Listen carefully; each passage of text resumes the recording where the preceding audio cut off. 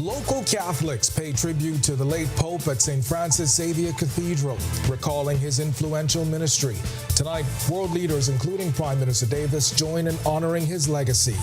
This, as the Vatican reports, the Pope's cause of death as a stroke, leaving the Church to choose his successor. Attention turns to an upcoming conclave where cardinals will elect the next pontiff. And a heated argument leads to gunfire outside a popular stall at Arawaki last night. One man dead and another hospitalized. Details on the police investigation from the scene. Then in our news at 7:30, the Caribbean has been spared from new U.S. shipping fees on Chinese vessels. Prime Minister Davis says while we've dodged a bullet for now, government eyes still locked on the issue. Our news, live at 7, starts right now.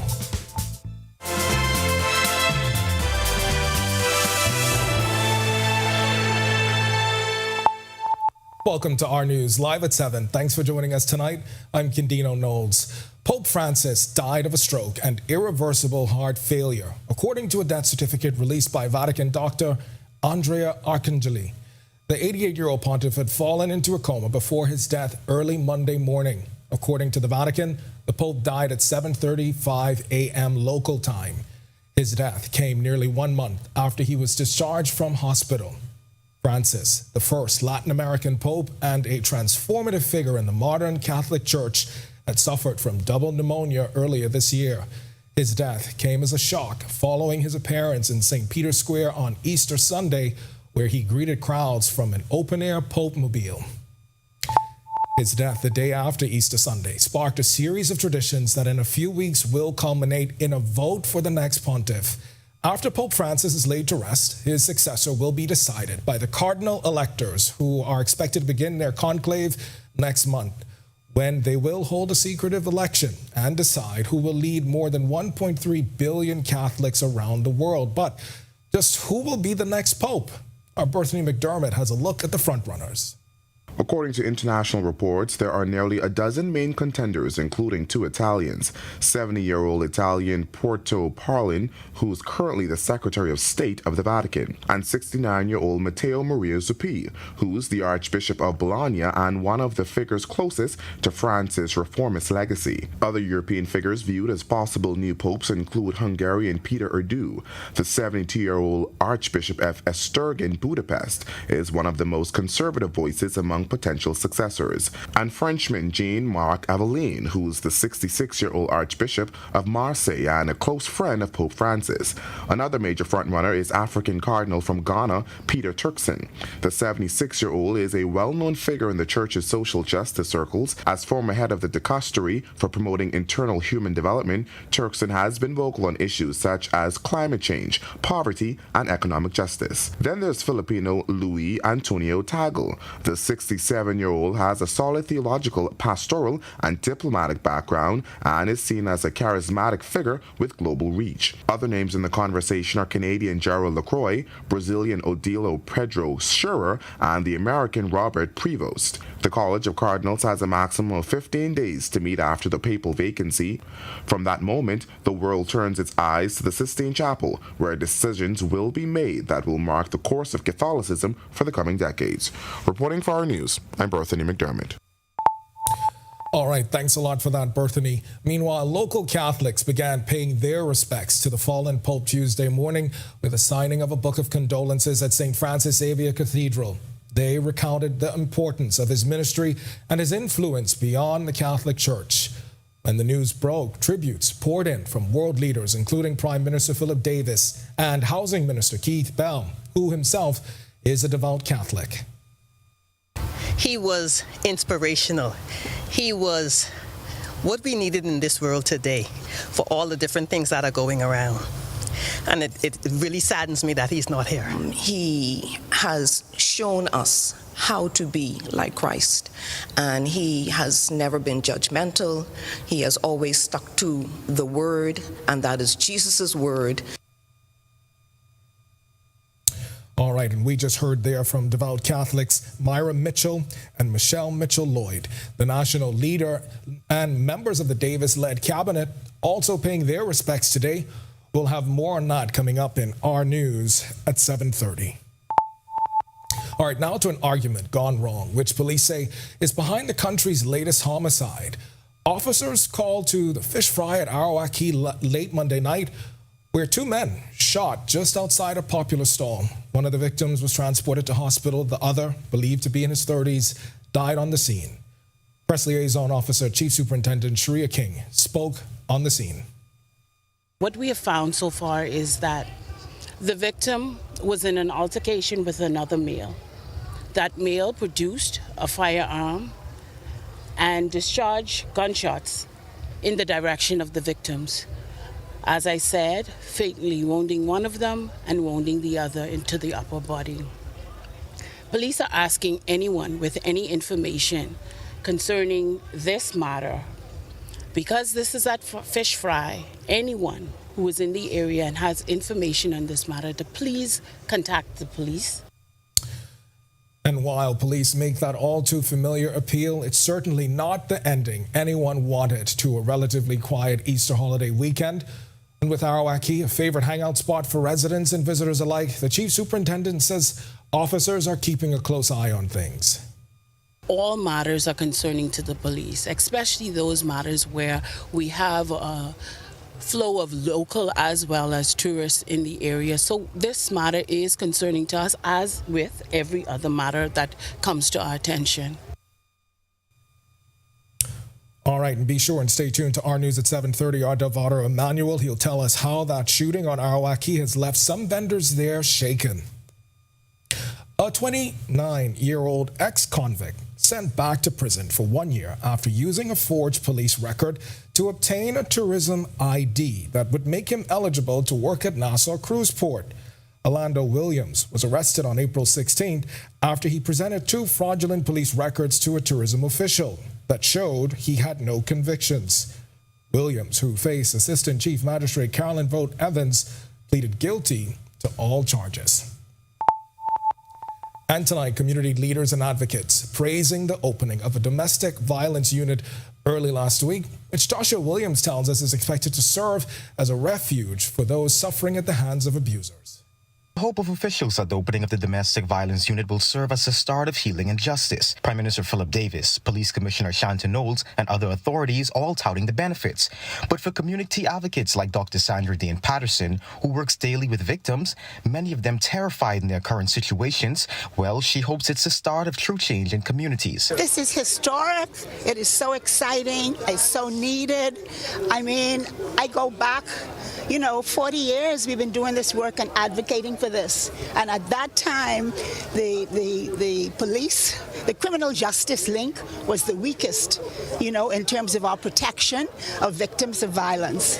And now to have this open and resourced and made available not only for the victims, but their children, powerful. The project credited to spouse of the Prime Minister Anne-Marie Davis, as she's been calling for the construction of such a facility for a while now. She tells me victims now have a beacon of hope. The focus for me is on justice, because in most of the situations where we have the battering and of women and children and men sometimes, whenever we have anything that's happening to those who are the least among us, those who are marginalized, who are just battered, it's justice. Giving them the attention that they need, and this is the place for it. Director of FORM, Candy Gibson, has been active in the community for over a decade, working with family members of murdered victims. She says while the center is good, the work doesn't stop here. This means so much, and I want to say advocate in this country do work.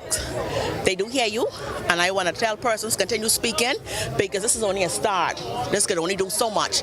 We still need the whole community involved and everybody to play their significant role in us coming together to combating domestic violence in our communities. Reporting for Our News, I'm Joshua Williams. All right, thanks so much for that, Josh.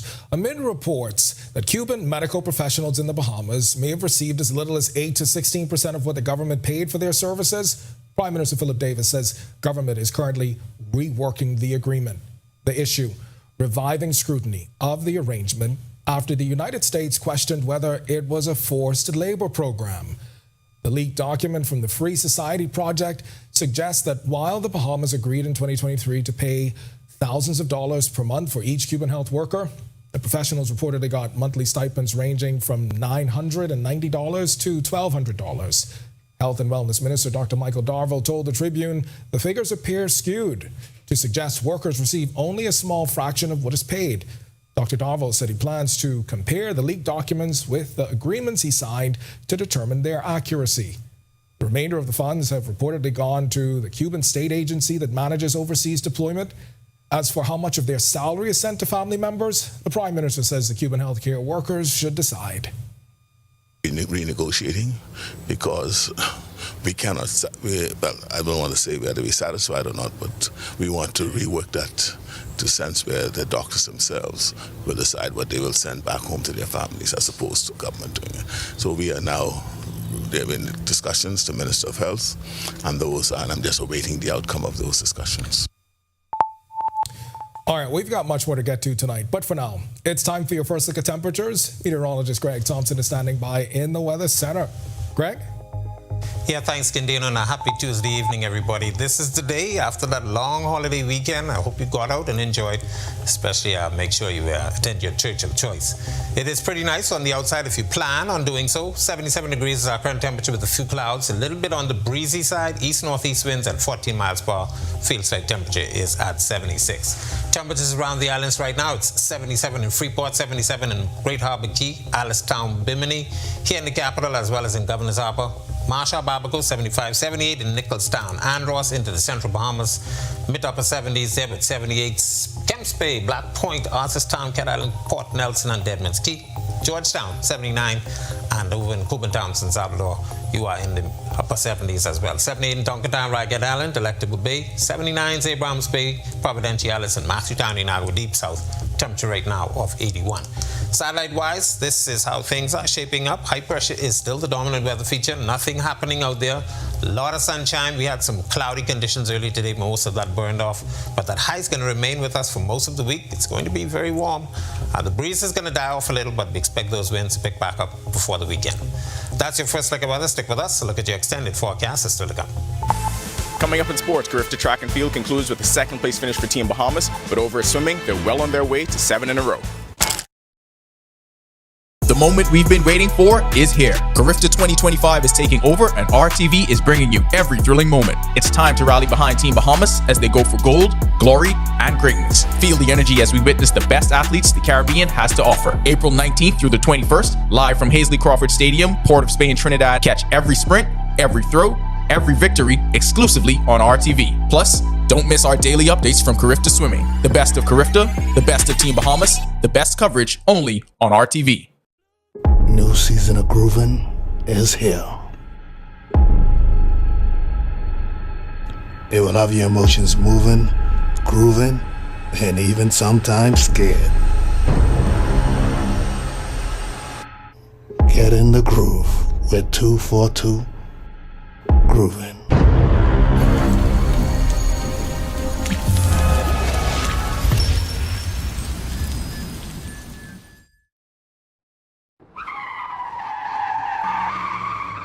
Sleepy Lex has taken over the charts, but we got newcomers like Devondre and NF Trey climbing up to reach that #1 spot, while Travis Clark and Chase Fernandez is applying big pressure. Who will be #1 on upcoming shows of Rev Up?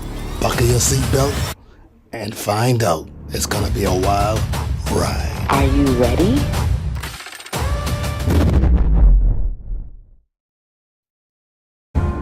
The wait is over. We're back with a new season of 242 The Gospel. Great artists, new videos exploding on the countdown. Will Najia be able to continue to turn the pages at #1, or will someone else rewrite her story?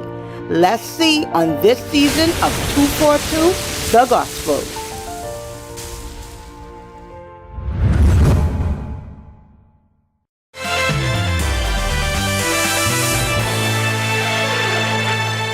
Welcome to Our Sports at 7, presented by 10th Year Seniors. I'm Ronaldo Dorset. Let's do show. 37 medals, 16 gold, 13 silver, 8 bronze. Carifta 52 was one to remember for Team Bahamas. The final session of Carifta Athletics featured a series of thrilling performances that captivated the spectators both at the Hazley Crawford Stadium and throughout the region. Egan Neely and Jacario Wilson rose to the forefront for Team Bahamas in the under-17 boys, and both concluded their night by winning their 4th gold medals of the meet. Individually, Wilson won the 110 hurdles in 13.70 seconds, and Neely won the 200 meters in 21.22 seconds. The duo teamed with Jonathan Higgs and Jaira Woodside in the 4x4 to set a new Carifta record in 3 minutes 12.72 seconds. We may be done here in Port of Spain, but Carifta Swimming is closing in on history in Cuba. That lead continues to grow. Sasha Lightmore and the R News team bring us the latest from the National Aquatic Center. There was a gold medal onslaught on a historic night 3 for Team Bahamas, who are well on their way to a 7th consecutive title. The Bahamas remains in the lead with 739 points and 55 medals, 21 of which are gold. The first gold medal of the night went to David Singh. It felt amazing. I executed the race perfectly. It was a spectacular race. I swam with my friends. We all had fun. And overall, we got points for the team. Isabella Munro took the second gold in the girls' 11-12 50-meter breaststroke. Her father is the head coach and a former national swimmer, Trevano McPhee. It feels awesome to represent my country. I'm happy that I made my family proud, and I'm happy that I got the time I wanted to get. That'll do it for our sports. Stay tuned to our news at 7:30 for details on these stories and more. When our news comes back from the break, we turn our spotlight to stories making headlines across the world as cardinals have been summoned to plan the days ahead following Pope Francis' death at 88. Plus, the IMF says trade tensions, shaky markets, and political uncertainty dragging the global economy down. It's now warning countries to tame inflation and work together. And measles making a dangerous comeback in the United States with outbreaks in 24 states and 2 confirmed deaths. The CDC urging Americans to get vaccinated. The story when our news returns. New season of Groovin' is here. It will have your emotions moving, grooving, and even sometimes scared. Get in the groove with 242 Groovin'.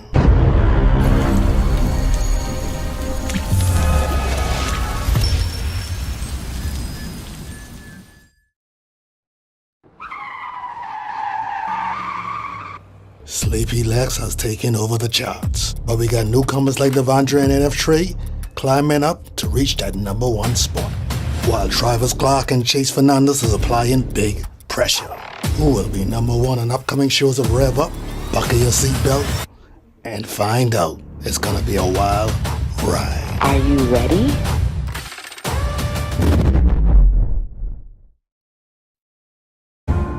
The wait is over. We're back with a new season of 242 The Gospel.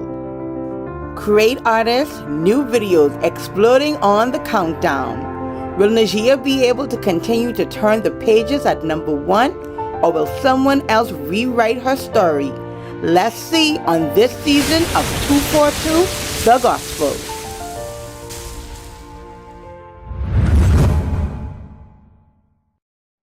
The words on the spelling bee show in the lad. Phosphorescent. Bougainvillea. Woo! Never. T. Where was the T in here? You trust me? No. Good. No, I'm saying find over here. Coca-Cola. Okay, well, some of them.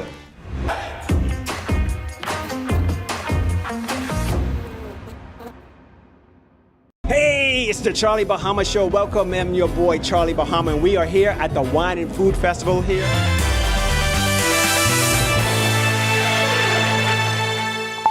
This is our news. Welcome back. We turn our attention now to stories making headlines across the world. The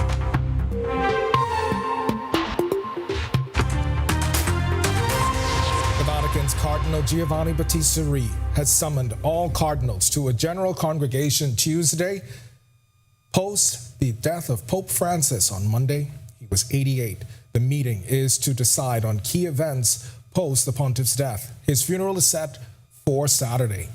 Tributes pouring in worldwide with mourning periods declared from Argentina to Spain. Prince William and Ukraine's president expected to attend the funeral, while Russia has yet to name a delegate. Francis's body will be moved to St. Peter's Basilica Wednesday for public viewing. The International Monetary Fund, IMF, has slashed its global growth forecast to 2.8% this year, blaming trade tensions, market risks, and political uncertainty. In its latest World Economic Outlook, the fund's chief economist said rising policy instability could stall recovery. The message to world leaders was to keep inflation in check, protect central bank independence, and prioritize cooperation to avoid deeper slowdowns. And we're just coming off the cost of living crisis, a surge in inflation rates to double digits that we haven't seen in more than a generation. So the critical thing is to make sure that inflation expectations remain anchored, that everyone remains convinced that central banks will do what is necessary to bring inflation back to central bank targets in an orderly manner. Meanwhile, the United States measles outbreak has hit 800 cases across 24 states. That's nearly triple last year's total, according to the Centers for Disease Control. The CDC said as of Tuesday, most infections are in unvaccinated people, and the virus has already claimed 2 lives. Health officials warned the U.S. could lose its measles elimination status if the spread continues. The CDC urged Americans to get vaccinated. And the United Nations is warning Haiti is on the brink of collapse as gang violence spirals.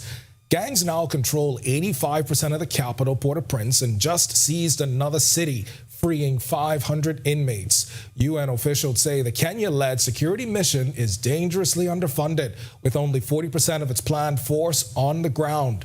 Without swift global support, they say Haiti could descend into total chaos.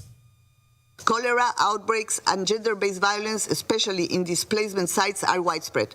Insecurity has closed 39 health facilities and over 900 schools in Port-au-Prince. I urge member states to support the 2025 humanitarian response plan. The UN remains committed to helping deliver life-saving assistance, especially to women, girls, and children, and to promoting social peace through government-led efforts. Still to come in our news, today in history, find out interesting facts about the day that was April 22nd. Then in our news at 7:30, retired Anglican Archbishop Drexel Gomez now resting at home after being discharged from hospital on Good Friday. Church officials say he remains gravely ill and are asking the public to keep him in prayer. But first, a book of condolences opened at St. Francis Xavier Cathedral as local Catholics and government officials pay tribute to the late Pope, remembering his lasting impact on the Bahamas and beyond. When our news returns. New season of Groovin' is here. It will have your emotions moving, grooving, and even sometimes scared.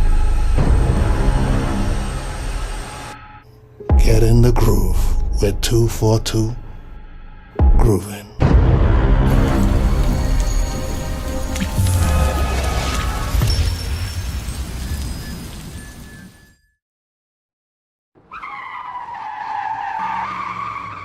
Sleepy Lex has taken over the charts, but we got newcomers like Devondre and NF Trey climbing up to reach that #1 spot, while Travis Clark and Chase Fernandez is applying big pressure. Who will be #1 on upcoming shows of Rev Up? Buckle your seatbelt and find out. It's gonna be a wild ride. Are you ready?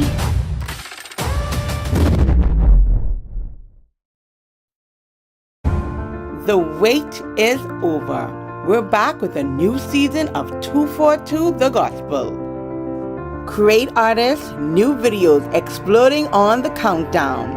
Will Najia be able to continue to turn the pages at #1, or will someone else rewrite her story?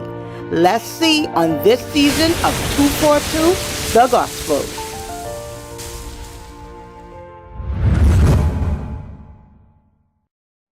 The words on the spelling bee show in the lad. Phosphorescent. Bougainvillea. Never. T. Where was the T in here? Trust me? No. Good. No, I'm saying Pythagorean. Coca-Cola. Okay, well, some of them.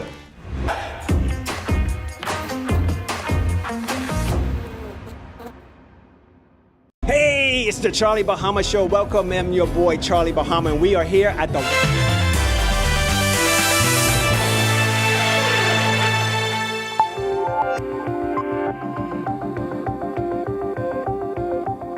On this day in Bahamian history, in 1718, Woodes Rogers set sail from England with the Duke and Duchess ships to become governor of the Bahama Islands.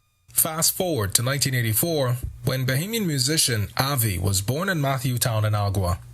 Born Wendell Mortimer, Avi is known for his Rakin Scraig, Junkanoo, Gumbe, and Bahamian pop music hits like Go Smooth and Wine Granny Wine. Also on this day in 2017, the IAAF World Relays took place in Nassau. The United States won overall, and the Bahamas set a world record in the mixed 1600-meter relay.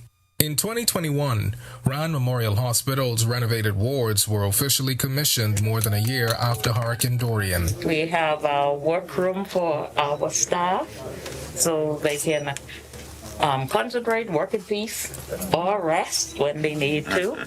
And we now have our services divided up into our adolescent beds and our crib baby cot area. In cases of emergency, we're making sure that the hospital is equipped with life-saving water for surgeries, for sterilization, cleaning those spaces, and to supply the staff who are going to be working through the storm as they did after Dorian. But this unit is over-designed so it can handle an increase in salinity.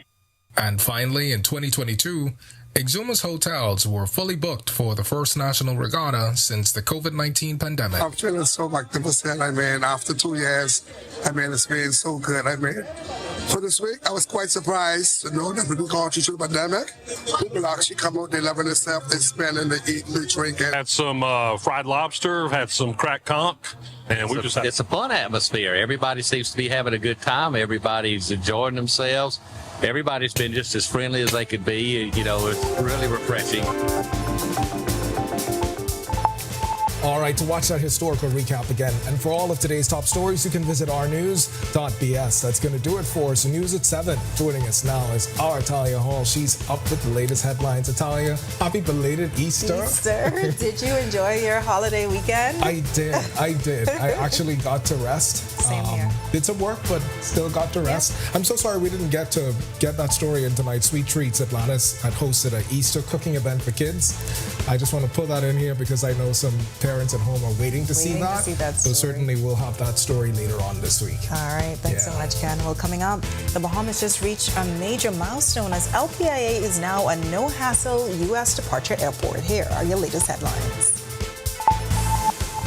First tonight on our news live at 7:30, a night out turns tragic. This as gunfire erupts at Arak Key during an argument, leaving one man dead and another in hospital. Our Delvardo Emmanuel has the story coming up, plus a sigh of relief. The U.S. backs off controversial shipping fees that could have spiked prices across the Caribbean. We have the latest from officials here at home, and later Catholics across the country join the world in mourning the Pope's passing at St. Francis Xavier Cathedral. Prayers and memories fill the sanctuary. Also, a respected businessman, community builder, and beloved West Grand Bahama figure has passed away. Artist Neely's impact was felt far and wide. We have the full story when our news live at 7:30 returns. Family, how you look so down? Set up all corner. Every season creates an opportunity for you to enjoy the comfort and security of your most valuable assets. Unfortunately, termites are common and very unwanted guests that never stop eating. With Strucum, you can enjoy the peace of mind as we protect your investment with our 3-year fumigation warranty. Strucum, #1 in pest control services. Family, how you look so down? Set up all cold and flu, could flip that frown. All the coughing and that runny nose cannot last. You must come back to work and class. Set up all can deal with that fast, yeah. Try set up all cold and flu, daytime and nighttime too. Try Setamol, cold and flu, and get back to the better you. Available at pharmacies nationwide. Distributed by Lowe's Wholesale Drug Agencies Limited. Inti Corporation is on the move, day by day, panel by panel, our commitment to sustainable energy becomes more real. With each milestone, INTI redefines what is possible. Not only are the Lucayas solar power projects on the island of Grand Bahama growing in scale, they are setting a new standard for energy independence in the Bahamas. These state-of-the-art solar farms at the Fairfield and Devon sites, once completed, will harness the power of the sun to generate 9.5 megawatts of clean, sustainable energy. INTI is on the move as a beacon of progress and innovation that is rapidly transforming our energy landscape. Witness the future of sustainable energy unfolding on the island of Grand Bahama as INTI Corporation shines brighter than ever. INTI Corporation, powering your world, powering your future.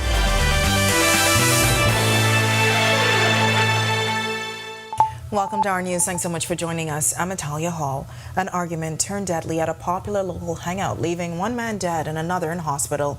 The late-night shooting at the Fish Fry on Arawak Key is now raising questions about public safety and the future of this tourist-favored spot. Our Delvardo Emmanuel reports.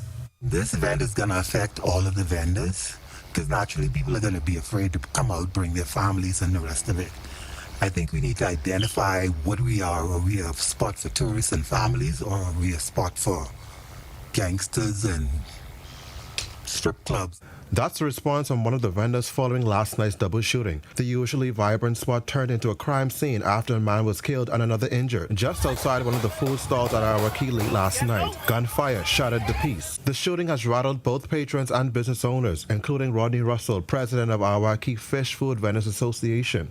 He says the violence does not reflect the true spirit of Fish Fry. I would like to apologize to the Bahamian people about this incident, this unfortunate incident. It is not the intentions of the business owners at the Fish Fry to create any problems for our people. The tragic event happened outside of Romelda's Kitchen, also known as Players, a popular spot in the area. Russell claims this is not the first run-in he's had with the establishment, as he recently wrote a letter to the establishment owners raising concerns. I received a document from them saying that it's not them. Now today, I stand before this place where a young man has lost his life. Now, if you look behind me, bloodstain still visible from last night's victim. The double shooting has prompted store vendors to call for heightened police security. I don't know how many police were out here yesterday, but I understand it was crowded, so there should have been more police. Especially on a holiday weekend, at every entrance you're supposed to have at least 2 officers posted there, not moving, not roving. Meantime, Russell says safety has been an ongoing issue among vendors, and efforts have been made to address it, including surveillance systems throughout the area. But with a life lost, he admits there's still more to be done. I will be meeting with the responsible ministries and agencies to see how best that we can secure and make Bahamians feel welcome when they come to the Fish Fry. Reporting for Our News, I'm Delvardo Emmanuel. All right, thanks so much for that, Delvardo. Well, a second suspect has been charged in connection to a deadly shooting that claimed the life of Kenneth Neely back in February. 40-year-old Damel Campbell, otherwise known as Blood, faced charges of murder and conspiracy to commit murder when he appeared before Chief Magistrate Roberto Reckley today. Campbell didn't have to enter pleas to charges and joined his co-accused, Settler Aristi, behind bars. The matter was adjourned to July 24th for the presentation of voluntary bill of indictment papers. On February 2nd, Neely, otherwise known as Swamper, was driving along East Street South when the occupants of a white car riddled his Nissan Cube with bullets. Neely died in hospital on February 7th. The Caribbean has managed to escape U.S. shipping fees as the United States Trade Representative has decided to exempt the Caribbean from new fees on Chinese-built and Chinese-owned shipping vessels. It comes after industry stakeholders warned it would have a devastating impact on the economy and drive up the cost of living.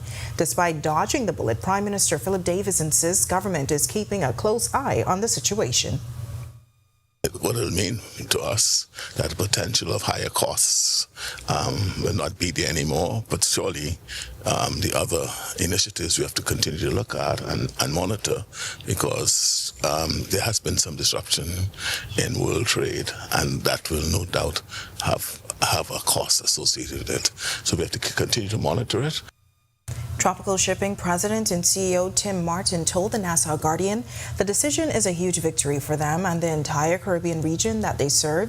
SuperValue store owner Rupert Roberts warned last month that the imposition of the fees would have driven up the cost of living by some 25%.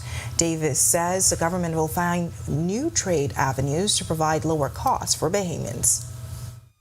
As a government, we've been keeping ahead of these developments because even before now and before what I call the tariffide came about, we were taking steps to diversify our trade routes and our trade partners.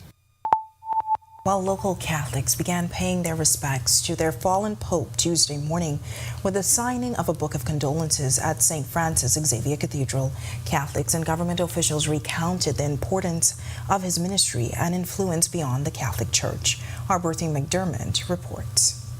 As Catholics around the world join in a time of remembrance for Pope Francis, the Bahamas is joining as they sign the Book of Condolences at the St. Francis Xavier Cathedral Tuesday morning. Government officials and devout Catholics marking the somber moment with kind words of their fallen Pope. He was inspirational. He was what we needed in this world today for all the different things that are going around. And it really saddens me that he's not here. He has shown us how to be like Christ, and he has never been judgmental. He has always stuck to the word, and that is Jesus's word. Pope Francis died at the age of 88 from heart failure, and his funeral is set for this coming Saturday. When the news broke, tributes came pouring in from world leaders, including Prime Minister Philip Davis and Housing Minister Keith Bell, who himself is a devout Catholic. No doubt he truly lived what I call a Christ-like life. I'll always remember his famous words, which remains, "One who has mercy does not fear death." And those words resonate with me on his passing. Free National Movement leader Michael Pintard also paying his respects. His faith was evident in not only his public pronouncements, but the increased involvement of the Catholic community in negotiations around the world, fighting for peace in particular. And after an impactful track record, these Catholics say it's important for the Church to continue his legacy. Be the face of Jesus wherever you are. If you see somebody in need, help where you can. If we read and follow his word, as well as the word of Jesus throughout the Bible, then we would be well on the way of continuing the legacy of what it is to be Christian. Reporting for our news, I'm Berthie McDermott. All right, thanks so much for that, Berthie. Now to an update on the condition of retired Anglican Archbishop Drexel Gomez. The former Archbishop was discharged from Doctors Hospital on Good Friday, April 18th, and is now resting at the home of his son, Damien Gomez. Church officials say while Archbishop Gomez remains gravely ill, he's being made as comfortable as possible. Now on March 16th, it was confirmed Archbishop Gomez had been diagnosed with stomach cancer and was also being treated for pneumonia. He had been hospitalized since Ash Wednesday and underwent surgery. Now the church is asking the public to continue to lift him and his family up in prayer during this difficult time. Well, a pillar of the West Grand Bahama community has died.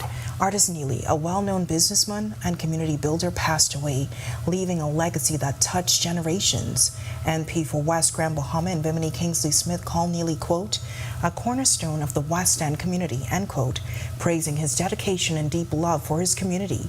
Neely was known for his entrepreneurial spirit, opening the iconic Harbor Hotel and Marina, later renamed Harbor Bay Watch, and the legendary Cameo Disco. Prime Minister Philip Davis also paid tribute. He said Neely was a man who helped shape the future of West End and the nation. Both leaders extended condolences to his wife, Patronella, and the entire Neely family.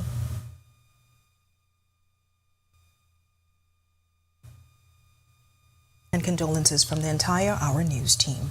Now turning to weather, windy conditions on this Tuesday evening, wondering how the rest of the work week will turn out. Meteorologist Greg Thompson is in the Weather Center with your first look at weather. Greg, what can you tell us? Yeah, thanks, Natalia, and welcome back, everybody, for a quick check on conditions around the islands and outside our studios. Today is Tuesday, long holiday weekend. If you didn't have any chance to get outside. It's a good night to get out there. 77 degrees is our current temperature. A little on the breezy side, east-northeast winds, 14 miles per hour. Feels like temperature is at 76. High pressure still in charge. Nothing happening out there. Some filtered sunshine with some high-level clouds moving across the northwest Bahamas, but very dry conditions across the area. Still a bit on the breezy side. Winds expected to die off, but pick back up before the weekend starts.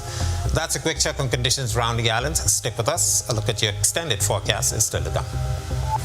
Still to come in our news, kidney patients now have access to free medications thanks to a new partnership between the Bahamas Kidney Association and Chappie's Pharmacy in Freeport.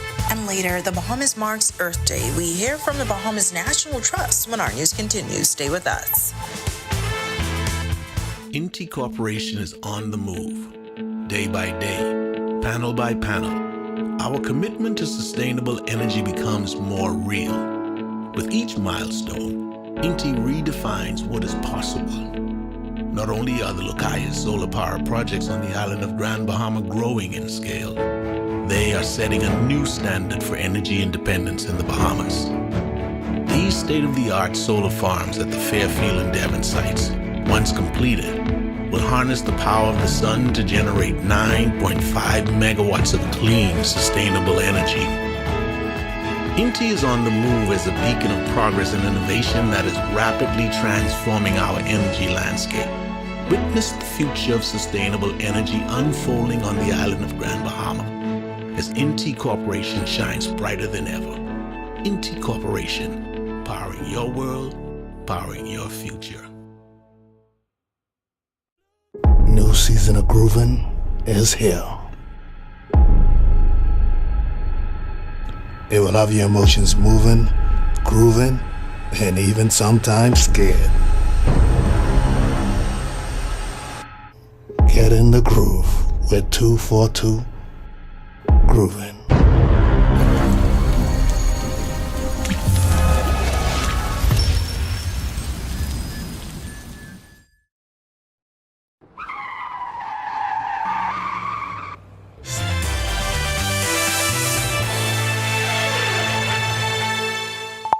In a move that's being described as a game changer for kidney patients on Grand Bahama, the Bahamas Kidney Association is expanding its medication assistance program to the island. It's all thanks to a new partnership with Chappie's Pharmacy. The initiative provides critical supplements to help patients manage their condition, from multivitamins to bone health and nutritional support, all at no cost to those enrolled in BKA's program. During a recent press conference at the Kidney Center in Freeport, BKA's president Tamika Roberts says this is just a start for the association, while head pharmacist at Chappie's Shan Johnson says they are grateful for the partnership.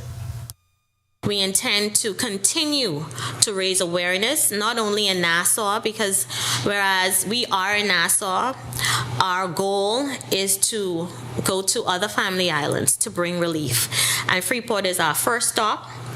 Definitely we're proud of this accomplishment, and we will continue until we're able to raise awareness to this disease that continues to affect so many Bahamians. Definitely we see it as the under-recognized public health crisis. We would like to also bring awareness to patients, because to me, kidney awareness is something that patients aren't really, or the community at large isn't really aware of. They come to us, they ask us more questions than they actually ask their physician. The association also made a special donation to the Kidney Center, providing wellness items and care packages for patients currently undergoing treatment. I just want to say thank you very much to the Bahamas Kidney Association as well as Chappie's for this wonderful collaboration. When I came to the Kidney Center, I never in a million years dreamt that I would be this interested in raising awareness. So Kidney Month and kidney awareness has become like my baby. All right, Jamila, such a great effort. Well, the Bahamas just reached a major milestone as Lynden Pinland International Airport is a no-hassle U.S. departure airport. The new designation, recently revealed by the U.S. Embassy Charge d'Affaires Kimberly Furnish, means that all U.S.-bound luggage will be fully cleared right here in the Bahamas, speeding up transfers and making your journey smoother once you arrive in the U.S. Furnish, was speaking on the sidelines of a ribbon-cutting ceremony for new security equipment at LPIA, highlighted the partnership between the Airport Authority, Nassau Airport Development Company, and the U.S. Transportation Security Administration. Together, we're investing in secure, modern screening systems. The Bahamas' decision to work with trusted vendors and meet global privacy and security standards strengthens both of our safety and sovereignty. It's now time for tonight's Financial Market Minute, brought to you by RF, your local investment bank.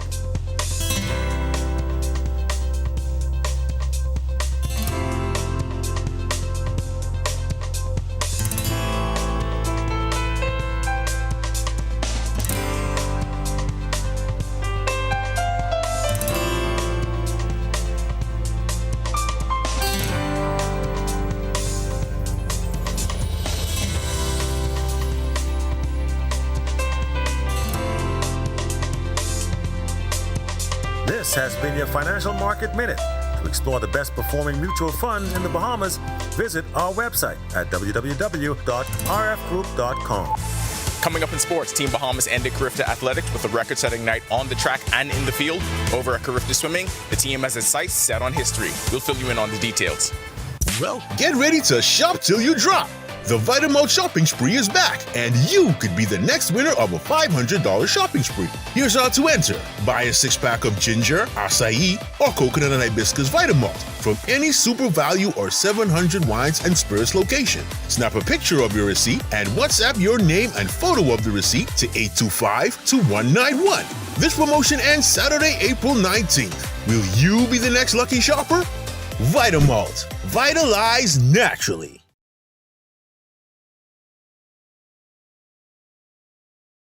We've been waiting for is here. Carifta 2025 is taking over, and RTV is bringing you every thrilling moment. It's time to rally behind Team Bahamas as they go for gold, glory, and greatness. Feel the energy as we witness the best athletes the Caribbean has to offer. April 19th through the 21st, live from Hazley Crawford Stadium, Port of Spain, Trinidad. Catch every sprint, every throw, every victory exclusively on RTV. Plus, don't miss our daily updates from Carifta Swimming. The best of Carifta, the best of Team Bahamas, the best coverage only on RTV. New season of grooving is here. It will have your emotions moving, grooving, and even sometimes scared. Get in the groove with 242 Grooving.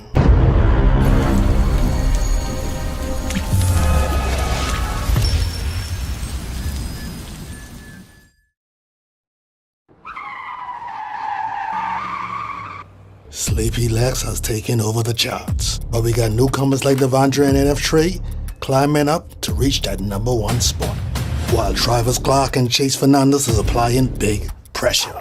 Who will be #1 on upcoming shows of Rev Up?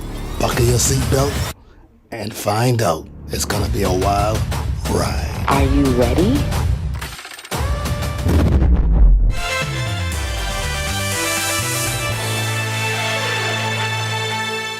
Welcome to Our Sports, presented by 10th Year Seniors. I'm Ronaldo Dorset.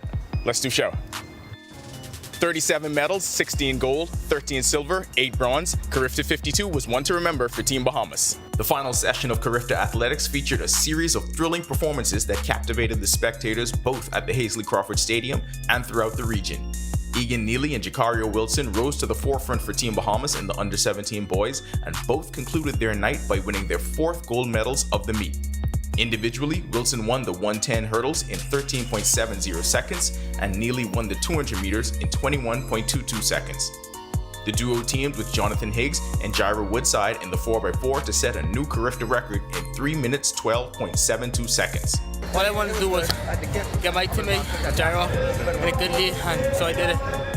Between me and Jamaica, all I did was just try to relax and stay behind the Jamaican, because I see he was trying to catch me, so I just stayed behind him until the last 100, where I did an all-out sprint and just push through the line to a new championship record for the boys 4x4 under 17, and we brought the gold back for the Bombers. I'm very excited for it.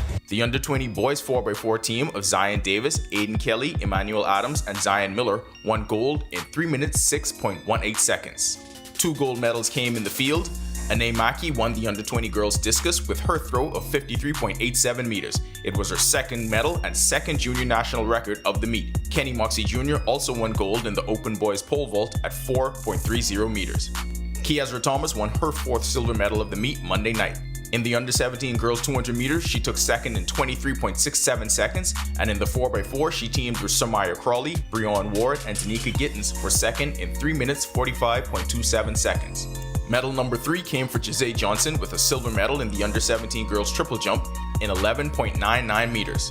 Another pair of bronze medals came in the sprint hurdles. Jasmine Thompson in the under-17 girls 100 in 14.33 seconds, and Taj Brown in the under-20 boys 110 in 13.82 seconds. Caden Kemp took bronze in the under-17 boys discus with his throw of 47.71 meters.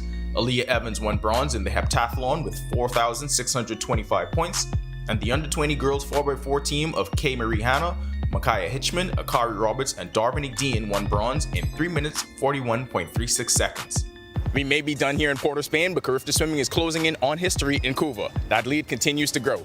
Sasha Lightmore and the R News team bring us the latest from the National Aquatic Center. There was a gold medal onslaught on a historic night 3 for Team Bahamas, who are well on their way to a 7th consecutive title. The Bahamas remains in the lead with 739 points and 55 medals, 21 of which are gold. The first gold medal of the night went to David Singh. It felt amazing. I executed the race perfectly. It was a spectacular race. I swam with my friends. We all had fun. And overall, we got points for the team. Isabella Munro took the second gold in the girls' 11, 12, 50-meter breaststroke. Her father is the head coach and a former national swimmer, Trevano McPhee. It feels awesome to represent my country. I'm happy that I made my family proud, and I'm happy that I got the time I wanted to get. She really made me proud. Like I said, it's not over yet. She has a big day tomorrow with 100 breasts. Hopefully she can dominate that and bring home the gold as well. Not to be outdone was Kamea Saunders and Tristan Hepburn, who also picked up gold medals in the 50-meter breaststroke. I feel really excited. I definitely worked hard for this. This is a race I always trained towards, always looking forward to racing everybody against it. The beginning of the race, I'm not going to lie, I noticed that Ayrton was in the front of me, so I just was like, I got to get in front of him, and I just came out with the gold. And here's some more history. Alex Murray got a gold medal in the 50-meter breast. His father is the open water coach and a 3-time Olympian for the Bahamas. Alan Murray. It was amazing because after every Carifta swim practice, I did a 50 off the blocks to see what time I'd go. And I'd also like to congratulate my teammate David Singh because me and him fought so hard at the end to try and get that goal. Just really proud of him. He's been racing really hard and it paid off. He got a goal today and all that hard work he's been putting in the last few months. Just really proud of him. Now wrapping up night 3, Coach McPhee said this. Yeah, excellent day. We really dominated the breaststroke events. We picked up some points in the 100 freestyle where we normally would. And I really picked up some points in the 200 fly where we normally wouldn't. So I felt it was a good evening. Now the final night of competition is underway. When it's all said and done, the Bahamas is poised to become 7-peat champions. Now still to come, however, is the open water competition. That is set for Wednesday morning. The team is scheduled to return to New Providence by Wednesday evening. Reporting for our sports, presented by 10th Year Seniors right here from Trinidad and Tobago, I'm Sasha Lightmore. That'll do it for sports. This is 10YS. We don't want to get too bogged down with Austin Sealy Award criteria, but 4 gold medals isn't enough. Anyway, whatever the equivalent is in swimming, we've got to get that, right? Back to the studio. Still ahead on our news tonight, from planting trees to cleaning coastlines, Bahamians are taking action for Earth Day. The Bahamas National Trust speaks straight ahead, and Greg is back with their extended forecast when our news continues. Stay with us. The words on the spelling bee show in the lad. Phosphorescent. Bougainvillea. Never. T. Where was the T earlier? You trust me?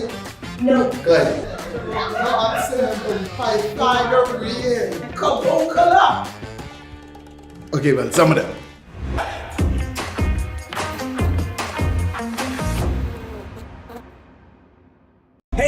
This is the Charlie Bahama Show. Welcome, I'm your boy Charlie Bahama, and we are here at the Wine and Food Festival here at Atlantis. And man, I got a plate full of... Okay, now who took my food? Now who took... What do you think, Shaggy said? Well, you gotta wait until the new season of the Charlie Bahama Show starts with Shaggy himself. Also episodes with Chef Jose Andres, Bahamian chefs John Baptiste, and trips to the Family Islands. Charlie Bahama Show, coming April 25th, 8 p.m. on Cable Bahamas, channel 212.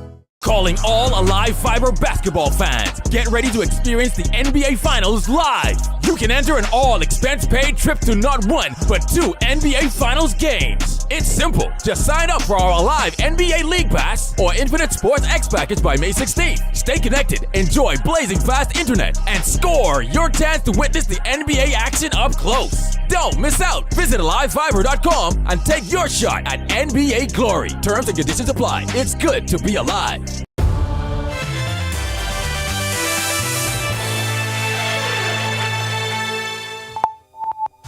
This is our news. Welcome back. Still a nice evening setting up for us on the outdoors. High pressure is still in charge, and of course you had a very long holiday weekend, and I hope you got out because the weather really cooperated, and it looks as though we're going to continue to keep that weather in place. High pressure will stay with us for most of the week. Winds expected to die off slightly, but we expect them to pick back up before the weekend. There's also the indication for some of the models showing some moisture moving into our area. Show that in our forecast map. But another system to the north will stay well to the north. Low pressure out there in the open Atlantic, helping generate some swells. That's why we've been having those hazardous beaching and boating conditions. We'll continue that through the rest of the week, and then we expect things to quiet down for the early part of next week. Future forecast showing nothing happening out there. High pressure still in charge. Most of the moisture staying well to the north of us. But remember, by the middle to the end of the week, expect some moisture to be moving in, so we could see an increase in some shower activity during that time frame. Boating forecast still rough out there on the waters, keeping that caution flag in place. High rip current risk, northeast east winds 15 to 20 knots, 47-foot seas, and they will be higher in some northeast to easterly swells along Atlantic exposures. Here's a look now at your national forecast.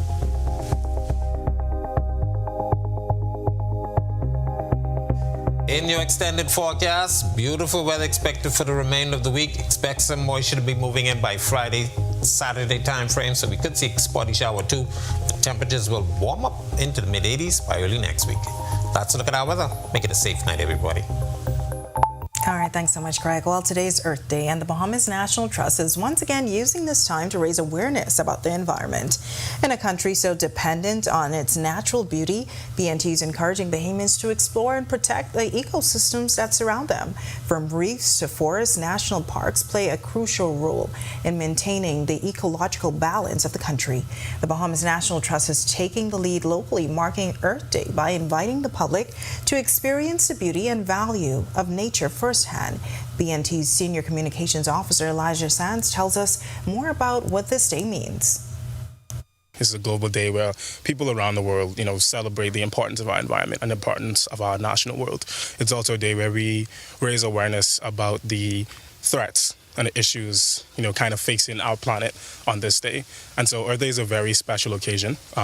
Almost every country celebrates it. And it's the same thing here in the Bahamas. The Bahamas National Trust and a lot of our partners take this opportunity to not just recognize the day and recognize the importance of the earth and the natural environment to the Bahamas, we also use it as a day to engage the community.